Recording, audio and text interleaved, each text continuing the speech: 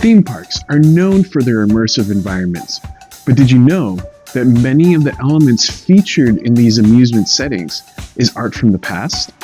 My name is Chris, and I'm an art historian and theme park fan, and I want to tell you the background of many of the things you commonly see around you.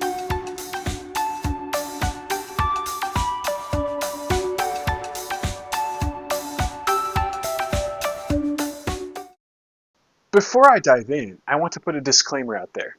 The piece of art I'm going to discuss is without clothing, so if that is something that may not be appropriate for where you're watching, that's okay. I'll give you a quick pause to let you stop.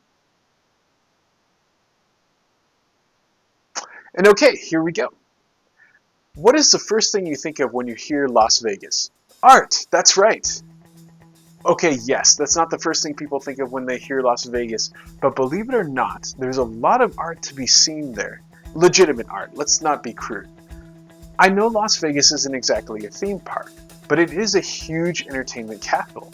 It has several themed hotels and casinos, as well as attractions. And even as I record this, Universal Studios is building a year-round haunt maze there. So since art is what I like to examine in themed places, I'm going to point out one of the most famous pieces you can find among the Las Vegas Strip. The place that you may or may not expect there to be famous art is at Caesar's Palace. Caesar's Palace is themed at least loosely to the Roman Empire.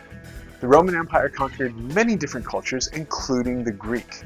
The Greek culture is probably the most associated with Romans because a lot of the art and architecture were either copies of Greek art or slightly varied to be a Roman Greek style. The piece of art I'm going to bring up is not found within the casino area. There's a stretch of shops that connects some parts of the hotel resort called the Forum Shops. It's actually a very highly themed area with an outdoor-indoor atmosphere and even an animatronic fountain show. The Forum Shops opened in 1992, and spread throughout are various sculptures that are famous in both Roman and Greek histories. One of these is called the Laocoon, and is featured prominently in a fountain as you descend or ascend some escalators. This sculpture is one of the most influential pieces of art in all of art history. Its proper name is Laocoon and his Sons, but it is usually referred to as just Laocoon. The Laocoon is based on a small story within the story of the Trojan horse. Laocoon is a priest of Apollo and tries to warn the city of Troy that they should not accept the giant wooden horse. There's a famous saying that was originated by the priest, which is, "Beware of Greeks bearing gifts."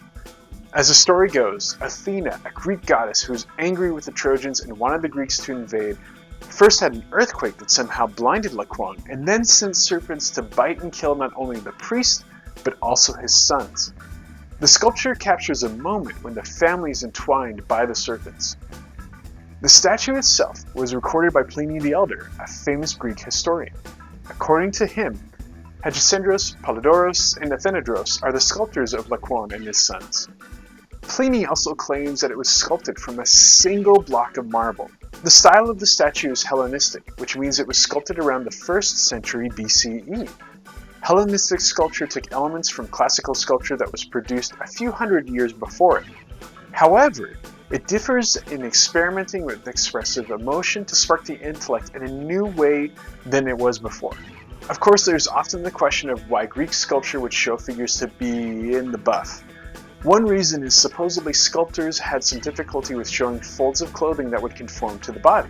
A bigger reason is that they had high belief that the whole human body symbolized perfection and especially a certain ideal in that culture. Beauty was valued above all in their art, and that makes it rather interesting that there is such a painful expression in each of the faces of the sculpture. Pliny the Elder gave detailed description of the statue with high praise for its art form.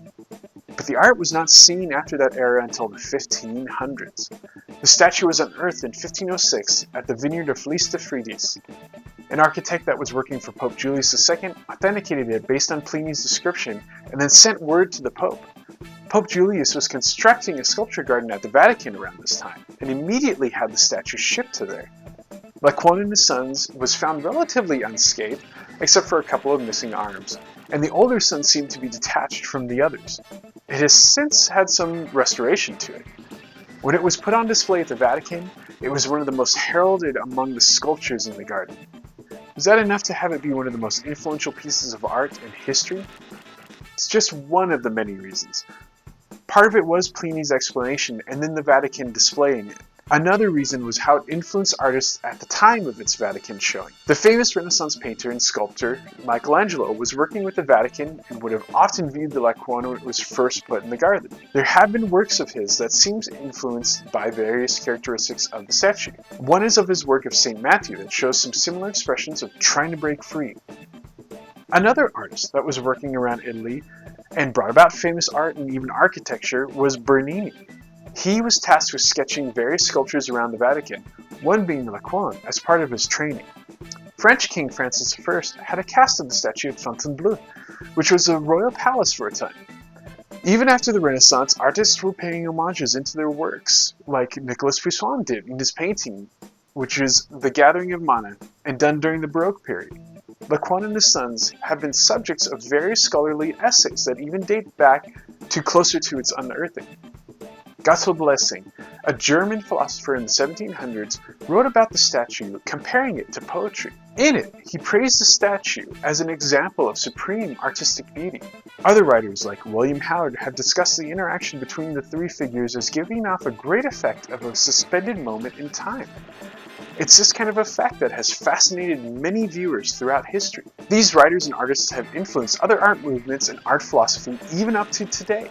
And they were greatly inspired by this Greek statue found in a vineyard.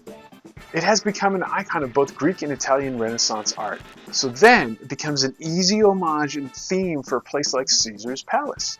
We get to see a recreation in a casino simply because it is iconic to the theme of the era the shops are trying to recreate. Yet, we wouldn't have so much other art if it weren't for finding this sculpture and the Vatican putting it in their garden. Well, what do you think about the statue? Is it really that important? Let me know what you think in the comments below. And be sure to like this video and subscribe to learn more about the art around you.